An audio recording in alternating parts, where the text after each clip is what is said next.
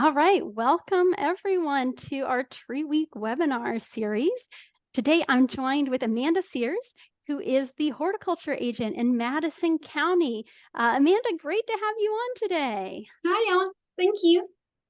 So today you and I are going to talk about how not to kill a tree, right? How Correct. not, and this is why this is here, because Yes. there's great ways to kill a tree. And we people are really good at that, right? Unfortunately so, and that is a great deal of what my job is, is helping people once things kind of start to go downhill, how to kind of talk to them about how to fix things. And so if we can kind of think about what to do in advance, that helps so much. Yeah. Oh, and that's a good point in that, you're the horticulture agent there in Madison County. And that means that you wear a lot of different hats. And hey, if you're watching today and you don't know your county agents, you should reach out to them and get to know them because they are a fantastic resource for everything from what's wrong with your tree to anything under the sun, it seems. So I want to give a big shout out to all of our county agents who are watching, as well as encourage you to reach out to your county office if you haven't already. My name is Ellen Crocker. I'm an extension specialist at the University of Kentucky in Forest Health. And a common question that both Amanda and I get is, what's wrong with my tree? What's going on with it? And too often that tree is well into decline. It is already dead, even if it doesn't know it yet, right? Yeah. Yeah. So today we're going to talk a little bit about both how do we typically kill trees? What are the most common ways that we see trees dying in our yards and other landscape settings, as well as how not to kill a tree? What are some tips to keep your trees healthy? So with that, I'm going to turn things over to Amanda. Thank you, Ellen. Like Ellen said, I'm Amanda Sears. I'm the horticulture agent here in Madison County. I've been here, gosh, I guess about 17 years now. Time goes by so quickly. And I would say more and more, I get more and more tree calls, it seems like every year. And like Ellen said, a lot of times it's almost past the point of helping things, which is unfortunate. So if we can ever kind of just eliminate those issues a bit, it would help everyone. Ellen, you can advance, please. So, and I'm sorry, the picture's a little blurry. I couldn't find a better one. But even when you start out, and then really tree things, once trees start to decline, there's not a lot you can do. You can't lift them out of the ground, look at the roots, and kind of fix things. They're stationary. So the best thing you can do is make sure you do things right in the beginning. And so you're picking out a tree. We're going to talk a lot about what to look for at that point. But one thing I have seen just driving by places that sell trees is they'll have these balled and burlap trees out on their lots sitting on concrete. And so if you think about our summers in Kentucky, they get pretty hot, and concrete, if you've ever walked across it barefoot, is very hot. And so you got to think about what that's doing to the root system there. It's not going to help what it's not helpful. And so it will potentially stress it. And the way I look at trees it's kind of like us, kind of helps me to figure it out, is all stresses kind of accumulate. And so if we can reduce stresses, it helps in the long run. So just looking to see how the trees have been treated prior to planting them in your yard. Ellen, you can advance. So this is one that I see a lot of. So people tend to not remove the burlap, or they don't cut the wire basket around the balled and burlapped root. I think historically, like years ago, it was recommended you could keep the burlap on. I've kind of read about that, and I feel like, from what I've learned, I think the burlap used to be made more from natural materials, and a lot of times the burlap now might have plastics and other things that don't degrade or don't degrade as quickly. So, and especially in our clay soils, and our heavy soils and things, so that the burlap just doesn't break down at the rate quick enough for roots to go out into the system. And so what happens is the roots start to kind of circle in that tight area. And so you end up having almost like you could pop it out of the ground. And the same is true with cutting the wire basket. What happens is the roots may be able to go out into the soils, but not in a good way, not in a proper way. And so, if you're worried because you might have a really big root ball about removing it, you don't want the root ball to crumble. Remove as much of it as you can. Pull it back. Plant it in the hole, pull it back, take off as much as you can. And I think in the long run, that will help a lot. And like I said, I think historically, long ago, keeping the burlap was recommended. I talked to a lot of people who maybe didn't plant the tree themselves, and so they had a nursery do it, or someone did it for them. And I say, well, were you there? Do you remember the planting? And a lot of times they weren't there. And so, too, also, these are expensive. Trees are expensive. And so, if you're going to have somebody on your property putting in a tree, I recommend being there. Be there in the beginning so that you know what happens. So you can advance it, Ellen. So also then make sure the hole is wide enough. So remember, we're talking about how to kill a tree. So if you want to kill a tree, make sure the hole isn't big enough. So what we want to do is make sure that hole is big enough. And so when you're digging a hole for the trees, you want to be 2 to 3 times the width of the root ball. And if you have a heavy clay soil like we have here in Madison County, you actually want to go further than that out. You want to be the same depth as the root ball was at the nursery. I'm going to talk a little bit more about that in a moment.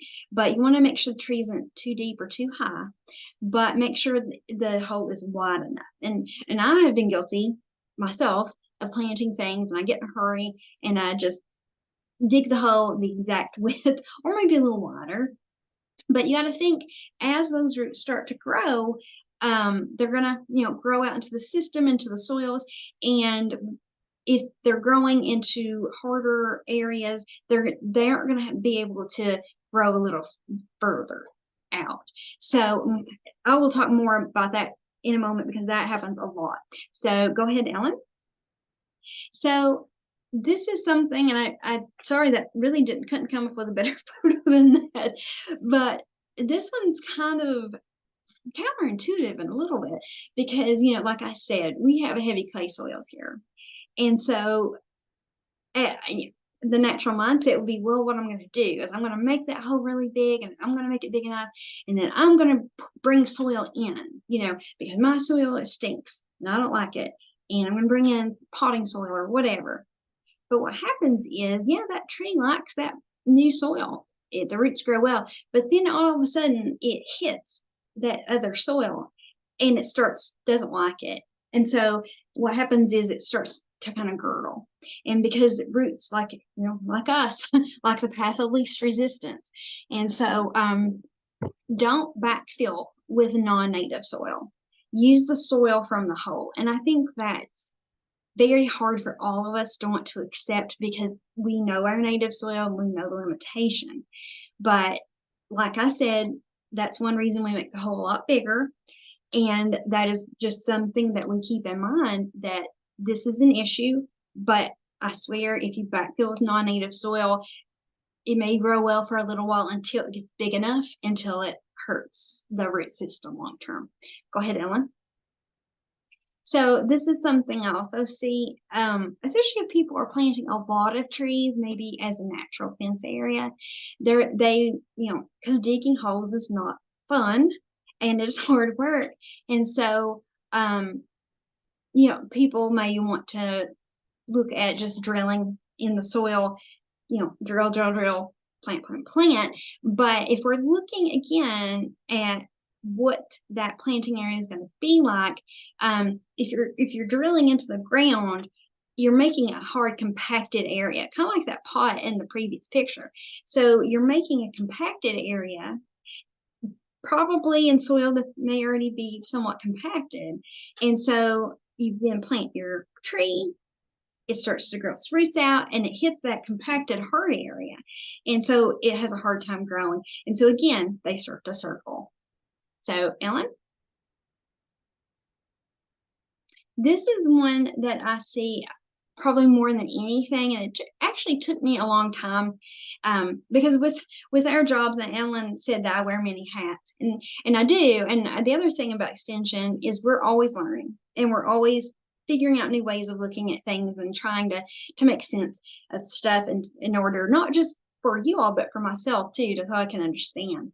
But you don't want the hole to be too deep or not deep enough. And so as we look at the trunk of a tree going into the ground, it should have a root flare. And by root flare, it means that your tree goes out, and then as it starts near the ground, it goes out and flares out. I think, and Ellen can correct me if I'm wrong, but pretty much all trees need to have that root flare. If they are like this tree, where they're going straight to the ground like a telephone pole, then they're planted too deeply.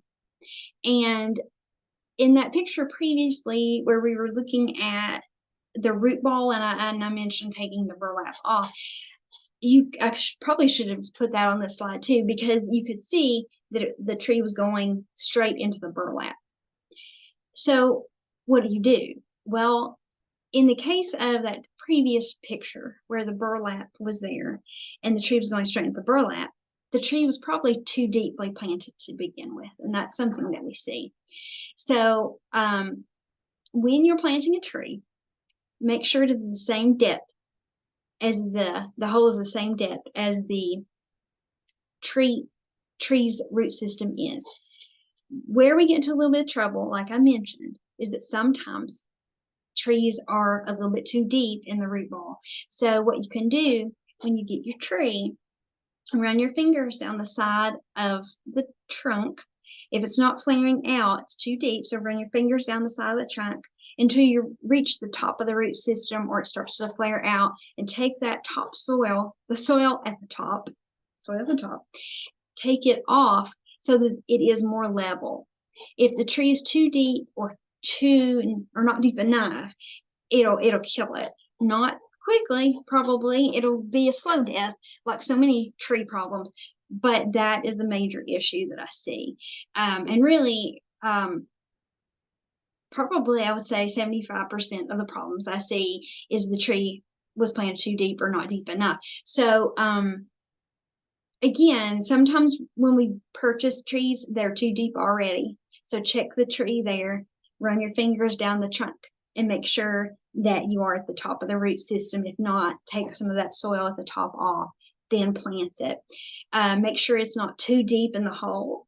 When you plant, if you notice after planting that it seems to have settled, you can pull it up gently and put more soil under.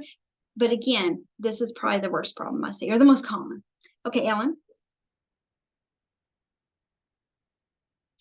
So the other thing too, and obviously the tree in that picture is ridiculously large, but trees, the bigger the tree, the harder it is to take it to acclimation. So oftentimes when we look at tree issues, trees take time to acclimate. Shrubs too, sometimes up to 5 to 10 years. And so in that first 5 to 10 years, it's very common to see issues that might pop up, like spots on leaves, dead branches. All of that's very common. Major issues, no, but spots, signs of stress, because what's happening is the tree is actually acclimating itself to its new environment. So if a tree is bigger, it does take more time, because a lot of times we cannot get a root ball big enough to accommodate a great big tree, because the bigger the tree, the bigger the root ball you need. And so those trees in the very first slide where they were on their side, if you think about it, those pots were not that big. And how many times do you go to a store and they'll have a tree that might be like 10 feet tall and it's in a gallon-sized container? Well, probably those root systems are not very big, And so that tree will show more stress as it acclimates to its environment, and hopefully it'll acclimate well. But that's kind of that first 1 to 5 years is very important to make sure that the tree is well taken care of. So what I tend to see when people call me is I'll say, okay, well, what's happening with the tree?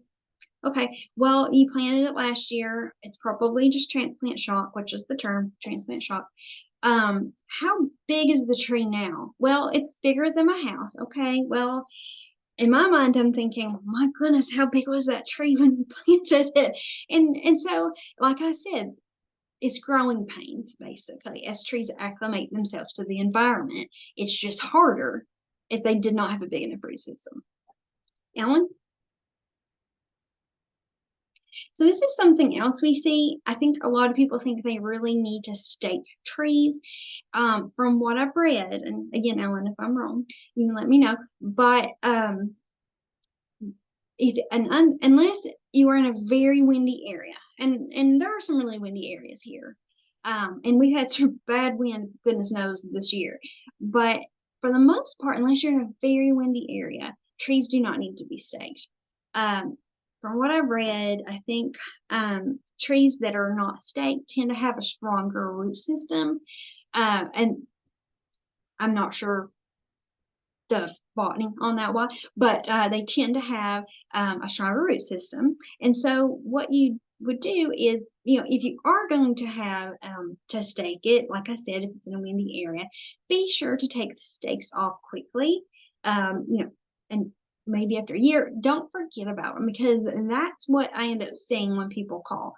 Is what we end up seeing is a picture on the on the left bottom, where people, or whoever this was, did not remove the stakes. And so the wire has actually grown into the tree.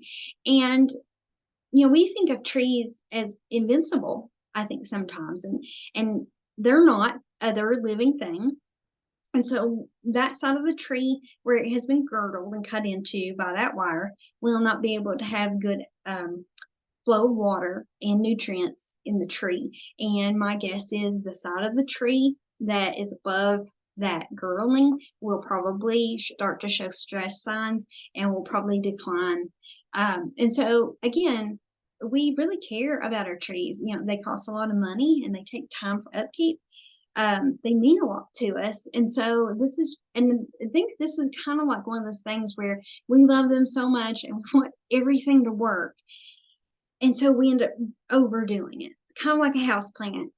I'm not good at house plants, and because I love them and I water them probably too much, and I think that's something we all do. So just remember, if you do stake, which you probably don't have to, but if you do, take it off probably within a year, and then make sure you do it at least before it girdles the tree. Okay, Ellen? So Ellen's going to talk later about picking a location.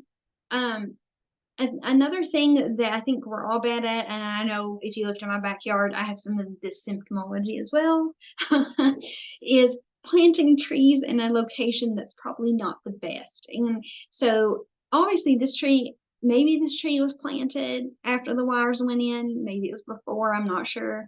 In my own backyard, I planted red buds that I did not think were going to get so big, and now they're almost touching our wires. So I think we are as humans, we love trees. We go pick ones out the store.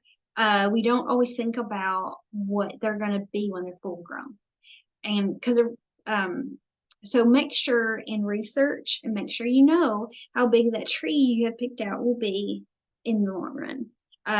If it says 20 to 40 feet, say, okay, it may not be 40 feet, but let's go ahead and plan for it to be 40 feet. Excuse me. And if it is 40 feet, how far does the house from our home does it need to be? The further away, the better. In fact, probably at least 40 feet. But, or how close the wires are, how big will it be? And like I said, I think that's something we don't always think about, is the long-term size of that tree, so that's something to think about as well. Okay, Ellen? And planting things too closely together is very common. I think whether it's a vegetable garden, flowers, trees. In this case, this is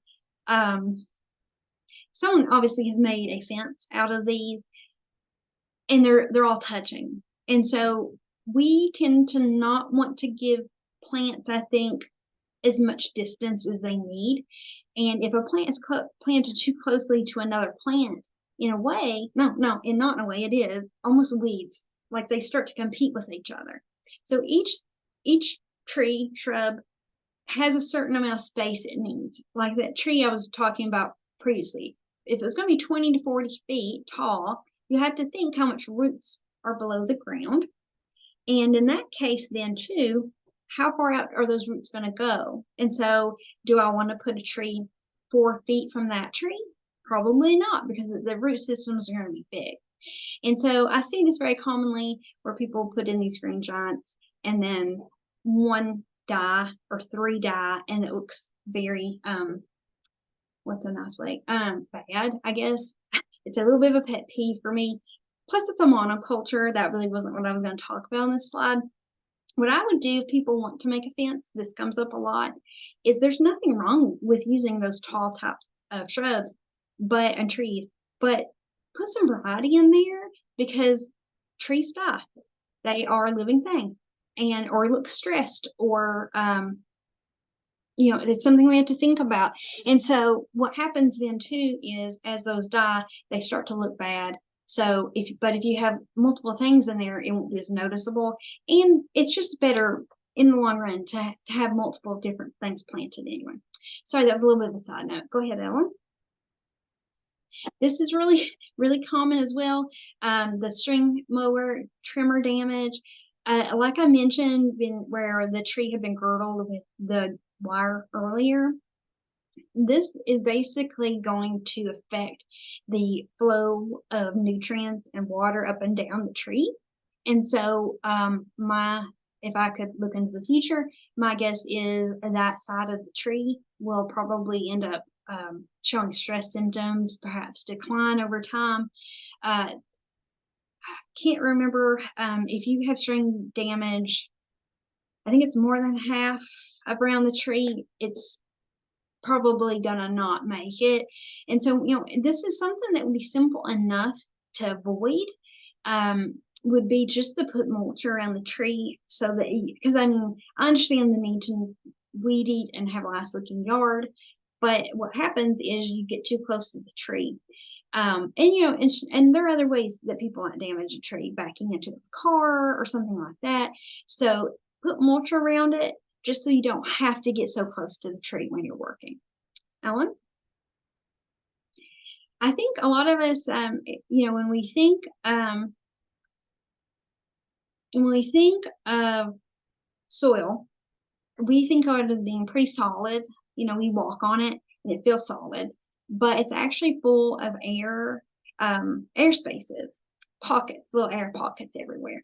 And that's needed. Those little air pockets are what holds water, what holds nutrients. And so when we compact something, and this is obviously an extreme case, but when we compact something down, we lose the ability to have those pore spaces that might have held water, nutrient things. And so it's stressful to the tree or whatever plant is in the area. And so that's something that needs to be kept in mind. Again, this is a little bit of an extreme situation, but don't put heavy equipment around trees, or trees, shrubs, plants in general, because you're going to compact the soil. And so once the soil is compacted, there's not a lot you can do. You can put compost in and things, but the porosity of the soil is something that we really need to keep in mind to make sure that we can keep healthy plants. Ellen? Also common, of course, this past year was especially bad because we had the bad cold snap in December. But what we see is salt or chemical damage along roadways. And so we wonder why grasses or shrubs or trees start to decline. A lot of times, if they are right next to a road or a sidewalk, it could be because there's salt or chemical damage. You can get the salinity of your soil tested. Um, to see if that might be an issue. That would at least be one way of kind of figuring out what to eliminate if that isn't the issue. But if you think about, if you think, well, where does the soil get piled? I'm sorry, where does the snow get piled up if I am in the wintertime? Okay, well, does it get piled up along those shrubs there, or does it get piled up on the other side? So when they spread salt, do they spread a ton of salt or not much? Or how? So when you start to kind of put together the puzzle of what might have happened, and that's a lot of what I think I and other extension agents do is it's almost like we are detectives and we have to figure out what might have happened in the past to cause this to happen. So Ellen, and this is probably kind of obvious, but kind of going along with the compaction issues, is that these are living things, and if you take out a bunch of the root system, they are gonna notice it, and they are probably going to show, not probably, they will show damage, especially on that one side where you have removed those roots, because that is where the trees are actually taking up their nutrients and water. So if you are putting in a new septic system or any lines or anything, just be very aware of where the root system of the tree is, because if it gets damaged, that it will show up, not maybe not immediately, but the damage will happen. And that's also part of the issue with stress on trees, is a lot of times the damage doesn't show up right away. And so we have to think back, like I mentioned, being a detective, we have to think back, well, what happened last year or 2 years ago or 3 years ago that could be causing this damage. Okay, Ellen? And this is one we preach on a lot. Don't top trees. Number one, it doesn't look good. But number two, probably more importantly, as that new growth, that new flesh growth comes out, it is not healthy growth. It's weak. And so what happens, we get new growth, but then that's, as I said, it's weak growth. We get a windstorm and it breaks us super easily. And so I think people a lot of times use chopping trees as a way to keep their size in check. It's gotten too close to home. I don't know what else to do. But this drastically shortens the lifespan of a tree if you are using it as a way to keep keep a tree from getting too close to your home or your driveway or something. Long term, you probably need to remove the tree, because this, like I said, as that flush growth comes out, you'll think, oh, well, it worked. Well, you got flush growth, but it's weak, and in a windstorm, it'll be the first to come down. The weak growth will be. Ellen? So I think this too, sometimes, I talk to people and the tree is just old. It's an old tree and it's a shame, but they have lifespans. Trees have lifespans just like we do. And sometimes, it'll be, here in central Kentucky where I am, we have, if you have a white pine, a lot of times they don't live past 10 to 15 here because of our soils. And, that's pretty short. Red buds tend to be a shorter lifespan. Bradford pears, that's a bad example. Cottonwoods, crab apples, those tend to be shorter lived trees than like an elm tree. The other thing, though, to think about as you're looking at this list is where this is probably if trees are under the best of circumstances, maybe in the woods or in a very large lawn. If they're next to your house or near a road or things like that, that is not the best circumstances to be a tree. And so that's when those lifespans start to decline and to come down. And so again, it's a common conversation. How old is the tree right now? And that is part of the puzzle piece that comes together sometimes. Ellen? Okay. I think there were a few questions that popped up. Yeah, there were a few questions in the chat. So we're going to pause here for a couple minutes and address some questions. And I want to thank you, Amanda, for walking us through some of the most common reasons why you see trees dying and having health problems. Covered a lot of ground there. So some of the questions that came up, Mhm. one was, if mower or string trimmer damage happens, is there a way to mitigate future risk once that happens? Well, Um, yeah. Well, and I think one thing people want to do is put paint over it or pruner finish or whatever. From what I've read, again, unless I'm wrong, Ellen, that actually is not a good practice because it holds moisture against the trunk of the tree where it's trying to heal over. And so I wouldn't do that. Honestly, if it happens, it happens. I would try to reduce the stress in other ways. As we, one thing I didn't mention, trees need an inch of water a week, which we've obviously not had this fall. So yeah, I try to mitigate it by reducing stress, putting mulch around the tree, watering. But once the damage is done, it's done. Yeah, and that's a really good point in that trees never heal like we do. The best Mhm. they can do is to seal off that damage that's been done. So a lot of times what it'll try to do is to seal off that wound, which unfortunately wounds on trees are these perfect entry points for decay fungi that normally the bark can keep them out there. But once you start compromising that, those fungi, and these fungi are present everywhere. There's no keeping them out. Once that bark defense system is compromised, they can get in there and cause rot in the future. So what the tree is going to try to do is to seal off that wound as quick as possible. And if the tree is growing really well, then it probably is going to be able to offset that, and it might not be a big issue, but you can't really undo the damage to a tree once it's been done. So we also had a question about um, mixing homemade compost in with the backfill and how kind of and I think there's a couple different questions there, and it could apply differently to different types of trees.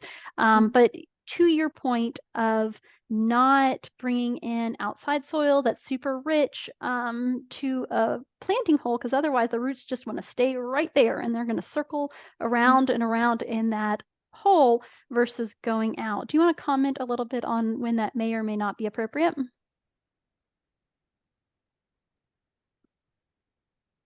I don't know. I think if you were going to do that, I think, and again, Ellen, if I'm wrong, I think if you were going to do that because you're concerned that your soil is too heavy, if that's the reason you're doing it, I would make the planting hole much wider, so that as the tree roots go out, it would just be easier for them to go out until they hit. The tree would be able to acclimate better before it hits that other soil. I'm not sure, Ellen. I'm not sure how to answer that. I think that's a really good point in that what's your goal in doing that? Mhm. And it could be really different if we're talking about a fruit tree versus a landscape tree, because your goal is really to establish when you're planting a tree, to get that tree to establish the best possible root system that it can long term.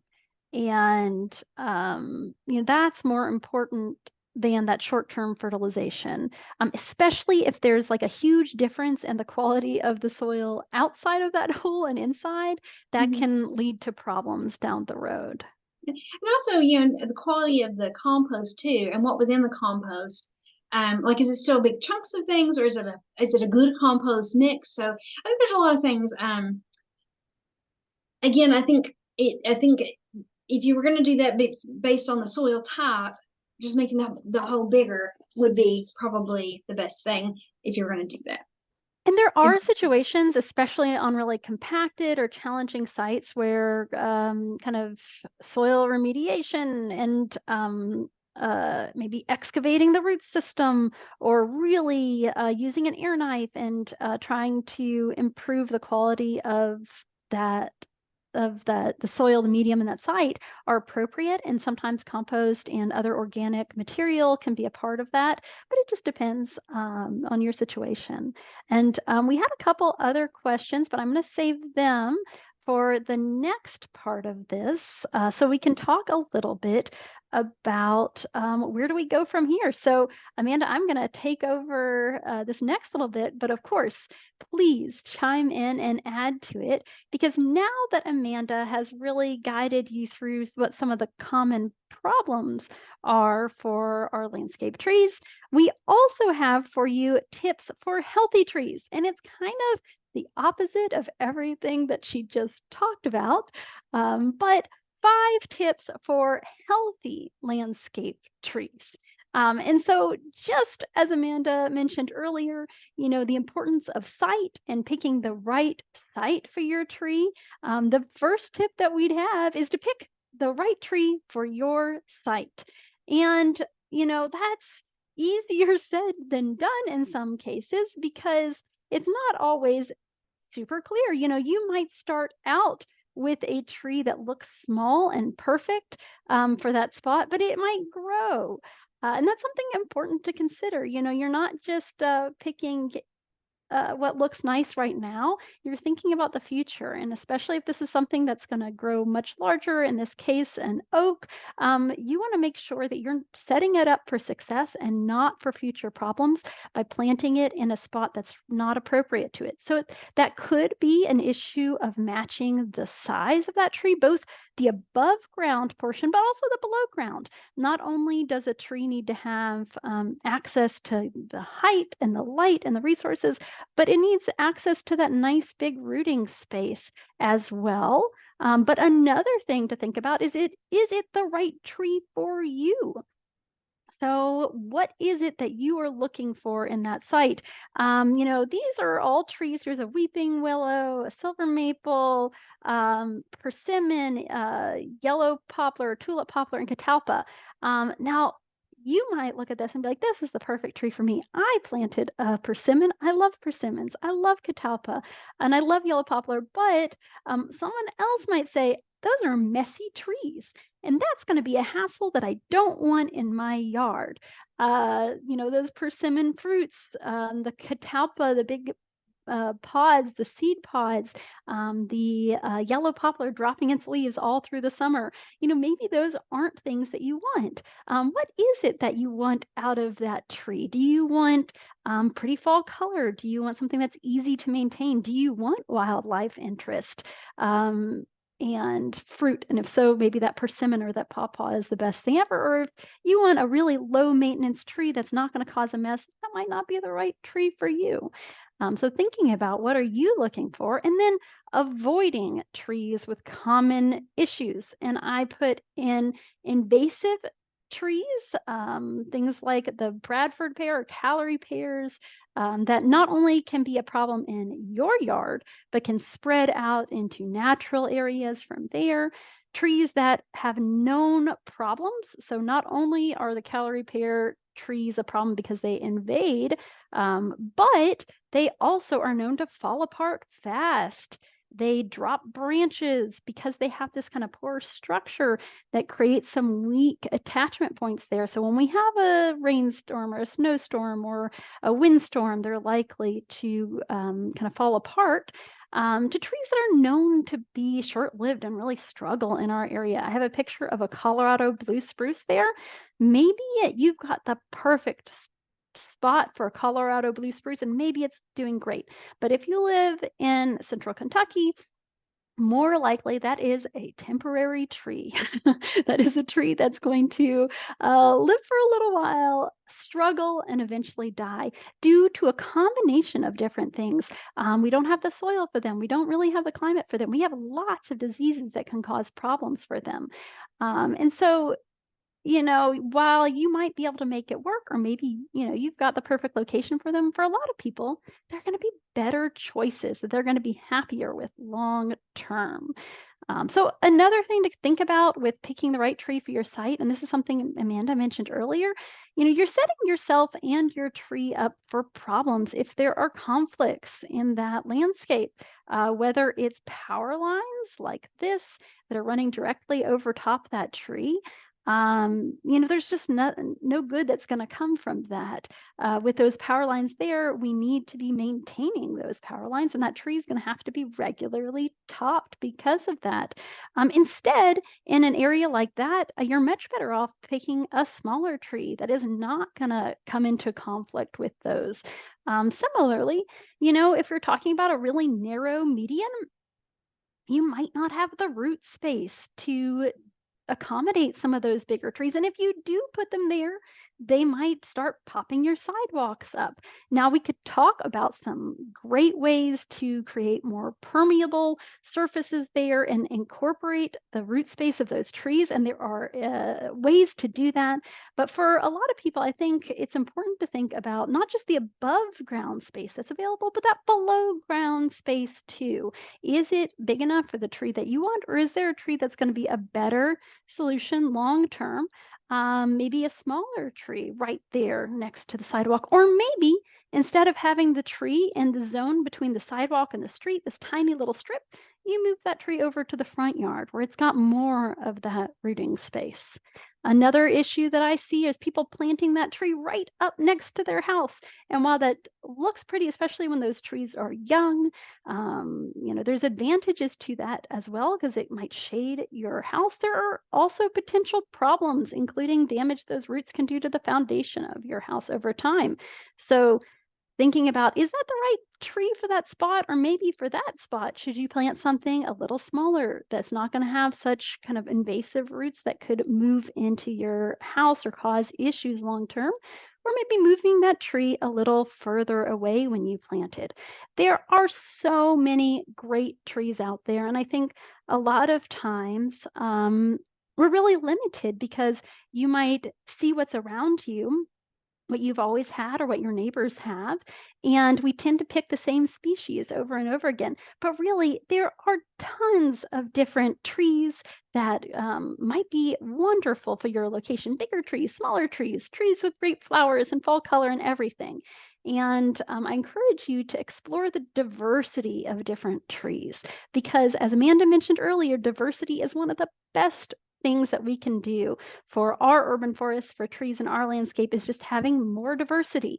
And so I encourage you to check out the diversity of some of the trees that are available, as well as check out, there's lots of great vendors of trees. And I would just want to give a quick shout out to the Kentucky Division of Forestry. They sell small bare root seedlings, and that you can buy them in bulk and reforest your yard or space. They're smaller trees with smaller root systems, but those trees grow fast. So something to consider. So another tip for healthy trees is to plant your trees correctly. And what do I mean by correctly? I mean in ways that set your trees up for success long term. So Amanda talked about some of the problems with planting trees.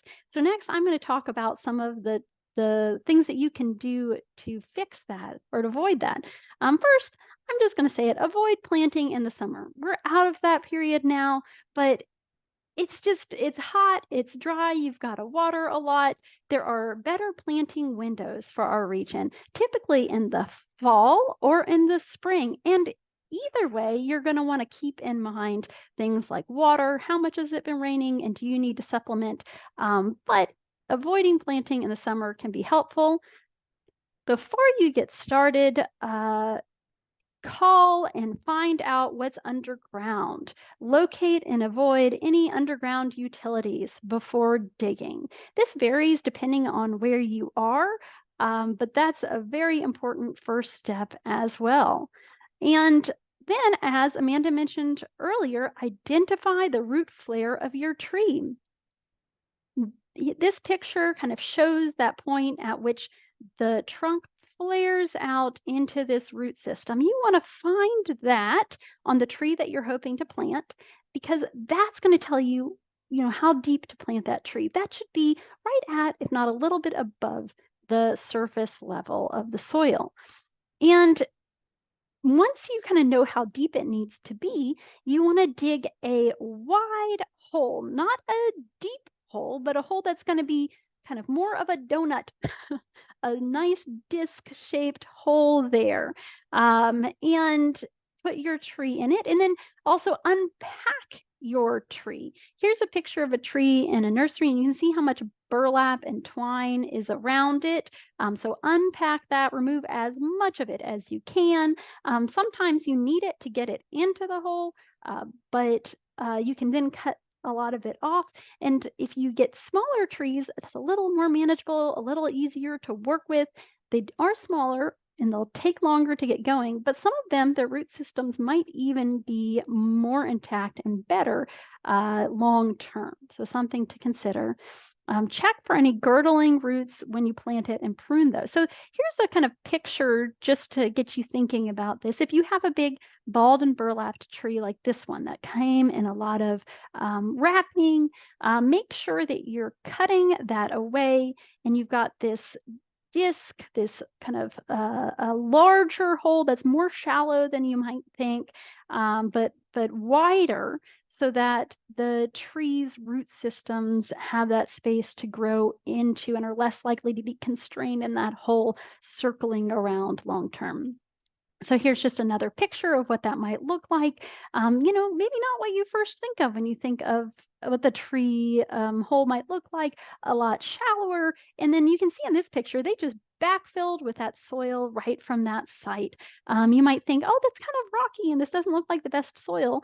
But that's going to prevent those roots from being as likely to stay right in there, circle around and around, and eventually girdle each other, strangle each other, and cut off the ability of that tree to grow out into the future.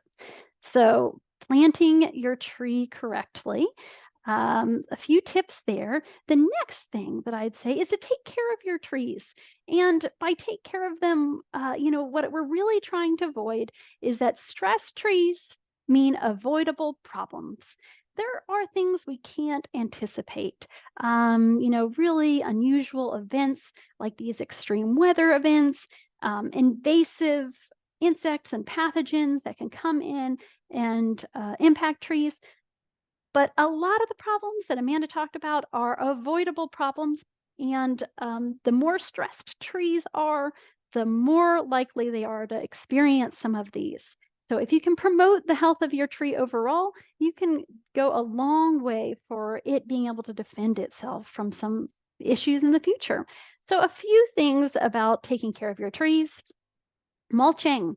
A lot of times, people have the best intentions with mulching, and they might say the more the better and pile tons of mulch up at the base of the tree. Unfortunately, your tree does not agree, and the more is not the better because its roots actually need air. They don't want to be under a foot of mulch. They want to be higher up. And this might result in really bad things happening to the roots, them circling around, girdling the tree long term. Also, if you're piling mulch up at the base of the tree, that's a great way to get rot and decay there at the base of the tree. You are protecting the tree from mower damage, which is good, but creating other issues. So none of those volcanoes there. Instead, we want donuts. We want shallow mulch rings, maybe just a couple inches of mulch that are going further around the tree than you might think. You really want that mulch. Ideally, it goes all the way out to the drip line of the tree, the furthest extent that the canopy kind of extends over the side of the tree. That would be great. What that does is it creates the right conditions for the roots of the tree. It protects the tree from any kind of mower or string trimmer damage and helps build soil over time. A great organic mulch with wood chips in it that can break down and be part of the future health of that site. And here's a picture that I really like that has a big tree that's mulched all the way out. Maybe you're not going to go quite that far, but to give you the sense of just how that mulch could be done in a way that does not look like those mulch volcanoes, but more of a shallow mulch donut. So mulch out to the drip line if possible. Don't have mulch right up against the tree trunk. That's a way for fungi to be held there. That trunk wants to be above ground, not below ground, and so it can rot and decay if it's got that mulch piled up right next to it. Maybe a couple inches of mulch that you reapply as needed. Wood chips or organic material is great because that will help build the soil over time. And not only does the mulching protect trees from mower damage, which is a key predator of trees. String trimmers and mowers are a common cause for damage of trees, but does other good things for your tree as well. So another way that you can take care of your trees is watering. And what do I mean by watering? Well, I don't mean giving it a little sprinkle here or there or shooting it with this hose real quick. No, trees like to be watered deeply, but they don't like for their roots to kind of always be wet. And this varies tree to tree. Some trees tolerate this better than others. Some trees, they naturally live in wetter sites and some in drier sites. So there's no one size fits all rule with trees, but on average, you should expect that if you've got a newly planted tree, you should be watering it maybe about once a week after it's planted because it doesn't have a root system that's intact and able to get that water as easily from the soil. And we need to be helping it along. Even for other trees, the rule of thumb is that your tree needs about an inch of water a week, whether that comes from the sky or from your water hose. And if you're doing something like in this picture right here, what they're doing is they've got it at a tiny trickle, and they're letting that trickle of water go through the soil and moving it maybe every hour or so around the tree. So that tree is going to be watered deeply, but then stop that. Don't kind of sprinkle the hose on it every day for a little bit like you might for your lawn. That's not going to be a good watering system for a tree. This one shows a soaker hose that's again going to let that water really soak through the soil, but then dry out a little bit. And this is a tree bag that they can fill up with water and let those tree roots be watered deeply, but not continuously like you might see in some other irrigation systems. And if you want to learn more about how to water trees effectively, join us Thursday at 1 p.m. Eastern or noon Central Time for a webinar from Kelly Jackson, who is the county agent in Christian County, Kentucky, and he's going to talk all about how to water trees effectively. So stay tuned for more if you want more tips on this. So just a couple other things on how to care for your trees. Prune them well. Don't create wounds that are unnecessary. And both of these pictures here just show wounds that didn't have to be like this. In this case, you've got pruning where they did a flush cut that really exposed a lot of wood. There are better pruning techniques that can result in less damage to the tree long term. And this is topping, which, as Amanda mentioned, is not a good practice because it creates problems long term. So thinking about following proper pruning techniques, protecting trees from construction and other damage. I guess that connects up to pruning, which ideally is being done for a reason with that tree's health in mind in a way that sets your tree up for success long term. With other damage to trees, construction is going to happen. Trees are really resilient, but there's only so much they can do. And you can see here where there's kind of new construction happening and they left these trees, I'm sure thinking this is going to look great when this is all done, but they might as well have taken them down because those trees are going to be so damaged in the process of this. There's no protection around them. That whole root zone is going to be really impacted and they're going to struggle. Instead, if you're doing something like that and you want to save your trees, make sure that you protect them and not just protect the above ground part, but the below ground part, which is just as important, if not more so, for the health of that tree long term. And then one other quick tip I have is to observe your tree and see what's going on with it. Try to distinguish any minor problems from major issues that might require intervention.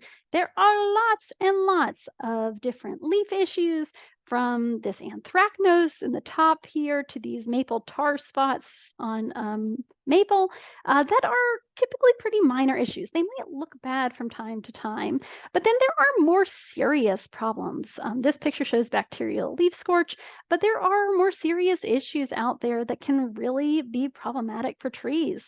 But there's also a lot you can be doing to help promote their health. And if you're observing your trees and keeping an eye on them, you can catch those issues sooner and hopefully help your tree out before it's too late. So before we wrap up, I just wanted to mention some of the resources that are there to help you in your tree questions. First off, I just want to, again, encourage you to reach out to your county extension agents across the state of Kentucky. Every county has an extension office and agents that can help you out.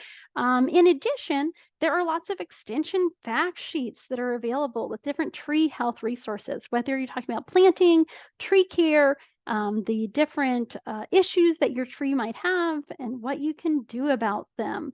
And there's even a plant diagnostic lab that can help with really difficult some kind of tree problems, figuring out what's going on. Now, I also really want to encourage you to check out tree professionals in your area. Now, what we've been talking about today, these are mostly landscape tree issues in people's yards. Arborists are paid professionals that work with trees. They both can identify those problems and then actually work to promote the health of your tree or remove it when the time comes. Do some of those proper pruning cuts instead of things that are going to set your tree up for problems down the road. If you haven't worked with an arborist before, I can say that there's a world of difference with a knowledgeable tree professional. And you can find arborists that are accredited by the International Society of Arboriculture, ISA, on their website, which is treesaregood.org. And you can enter your location and find an arborist near you. Now, if you're talking more of the woodland setting, I really encourage you to reach out to foresters who are professionals who deal with trees in those areas. And then there are lots of great newsletters around, whether from your county extension offices. Here's the Madison County newsletter that Amanda puts out for folks in her area, to the Kentucky Pest News at the University of Kentucky. And if you're watching this webinar today and you enjoyed it, I encourage you to check out the From the Woods Today podcast, which our Forestry and Natural Resources Extension team does. So with that, I'm going to encourage you to, check us out on social media and get in touch with your county office and learn more, but also open it up for any questions from you about trees. And thank you for joining us for our first Tree Week webinar. We want to hear from you, and if you can take a couple minutes to complete this survey and let us know your thoughts on the webinar today, that would be really helpful. And we also hope to see you at future webinars in this Tree Week series. So with that, I'm going to check out the chats here.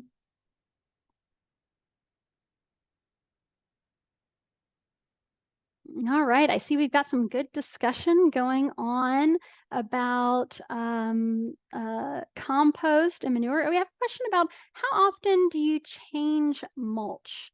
And, there are lots of different types of mulch out there. There are organic mulches, wood chips, there are inorganic mulches. People use rubber and rocks and all sorts of other things. And I'm a big proponent of those organic mulches, those wood chips, especially kind of untreated wood chips that are going to break down really rapidly. More coarse wood chips will last a little bit longer than those finer ones. And you don't really have to trade it out. You don't have to change it out. But you will have to augment, because the great thing about those organic mulches is that they're going to break down over time. Fungi and insects and bacteria, all sorts of different things are going to be in there, breaking it down. The great thing about that is that it builds up the soil for your tree.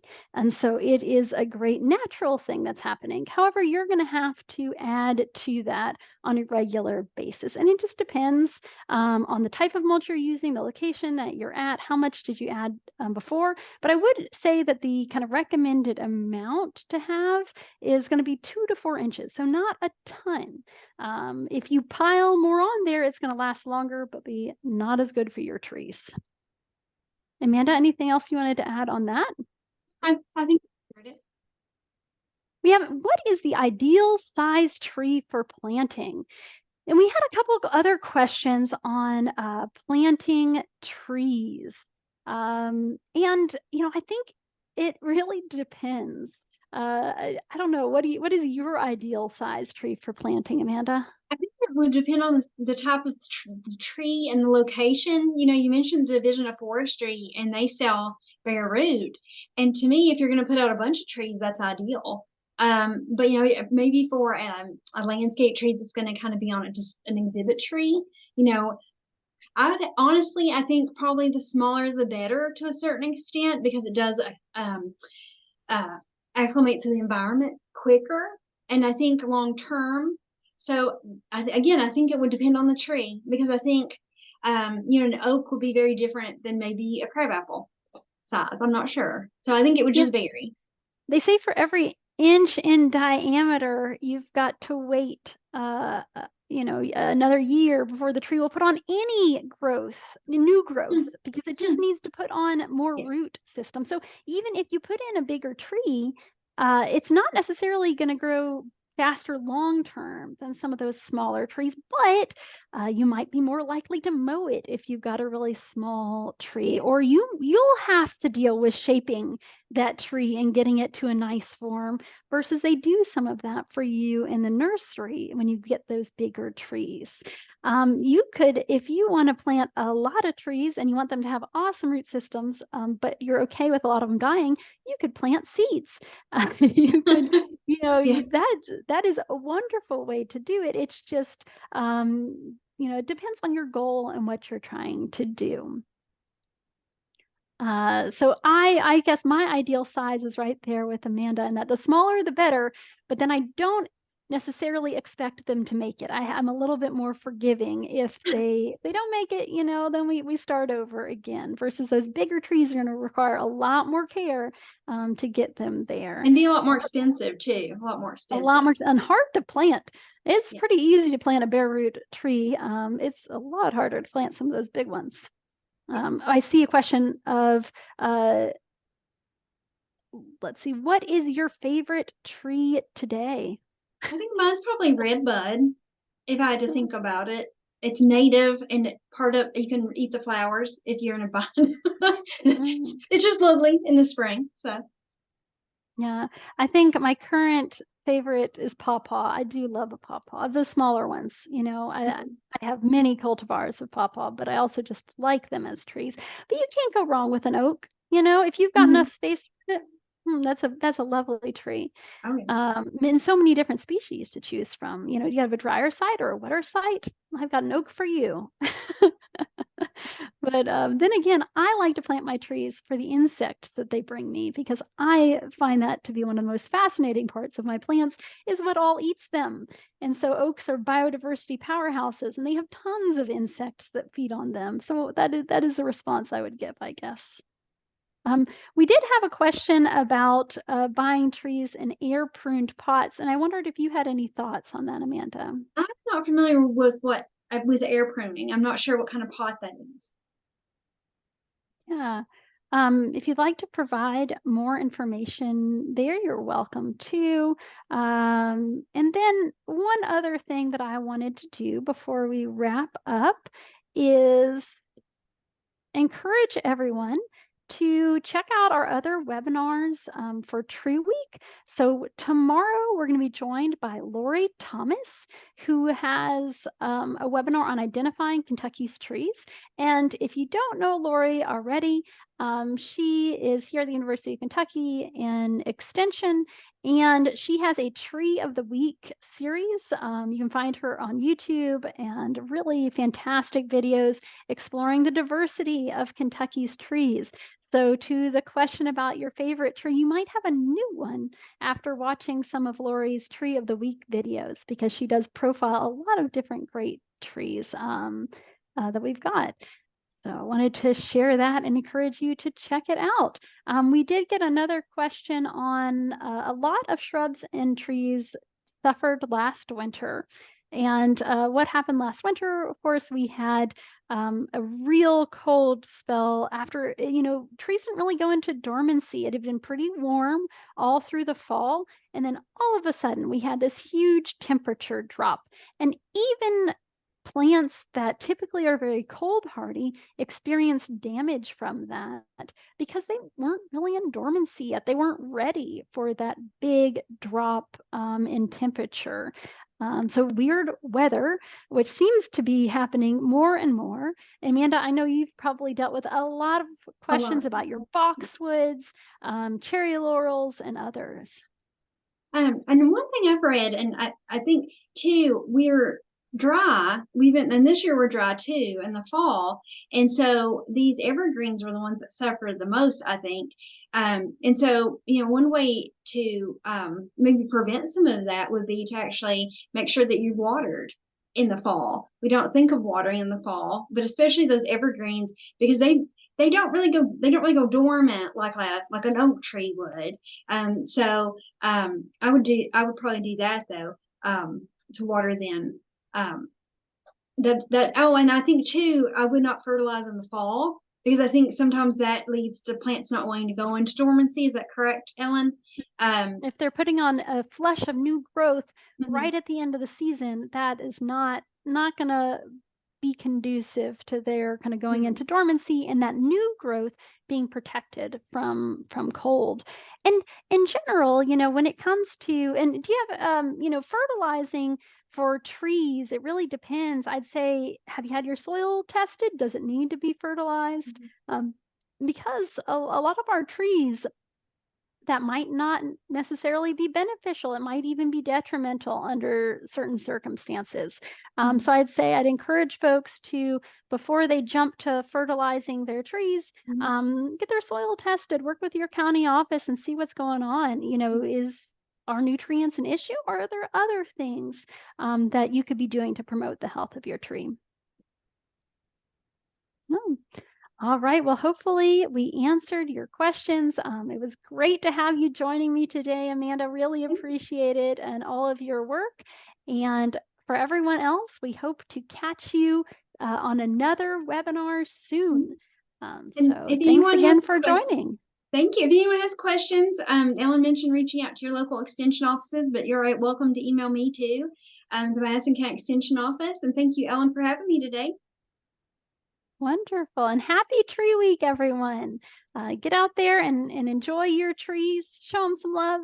Take care of those trees, and don't do everything to avoid some of the common pitfalls that we see, and promote the health of your trees long term.